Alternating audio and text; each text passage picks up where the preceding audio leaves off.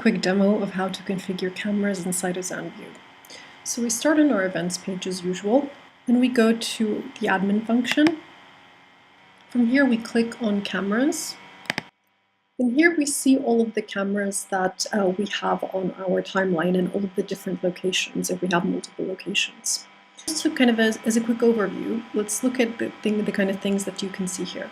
So here you see whether the camera is active or not, and you can toggle and switch it on or off, just like this.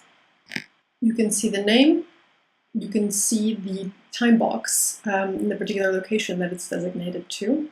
You can see if it's online or offline. You can see when it was created, or this is a demo timeline, so there won't be any cloud subscriptions, but many of our clients do choose to get cloud because it gives them an extra security in case something ever happens to their recording unit on site. You see the specific vendor of the camera. You see various other details about the camera, and if you scroll to the right, you see that you have a configuration tool, or you have the option to delete the camera. Now on the left-hand side of the screen, you see that you can filter for the particular timeline or for the user that you're working with. And you can see that you can switch between active and inactive to filter it, to filter the camera list even further down. You can filter by online, offline, or to see if there are any cameras that are giving you an error. You see that we have a couple of cameras here on our demo that are coming back with an error. Filter by which units have cloud, which ones don't. Again, this is a demo, so there won't be cloud recording, but many of our clients do have cloud. You can filter by the different locations that you have on this particular timeline, and you can filter by the particular zones. Now let's take a look at the camera configurations. Now let's take a look at the camera configurations. We'll look at the camera that we have in our office. So we go to the right and we click on this configuration icon here, and we are immediately taken to the configuration screen. Now here you can see things such as the IP and the MAC address of the camera. You can see whether you can toggle again between off and on.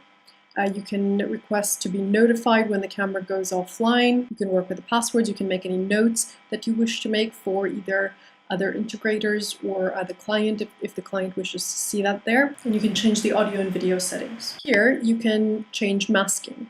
Now masking lets you mask out certain parts of the recorded frame so that you can get more deliberate and more accurate events. So for example, this is our office. Let's say that I wanted to just focus on this desk area here, and I don't care if anyone comes near this board or anywhere, or anyone comes from this area.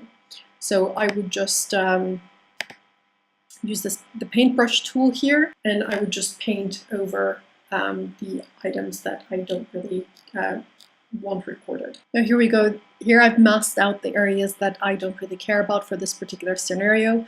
Now this is a great tool if you want to mask out lights, if you don't want to create an event when a light is turned off or on, or if you only want to watch particular areas such as a door, a warehouse, or a particular storage area. If you feel like you want to start over, if you feel like you've made a mistake, you can just hit clear and you can start all over again. On the scheduling tab, you can schedule when the camera is recording. It's all days of the week, all hours of the day, and you can select the particular mode that the camera is recording in. So you can choose between live view and recording, you can choose to allow when it's live view only, and you can choose to set when the camera is completely off. In cloud, you can see your cloud settings. And here on the Advanced tab, you can go into the advanced configurations. And that's it. Once you've made your changes, you can just click Update Camera, and your updates will be saved.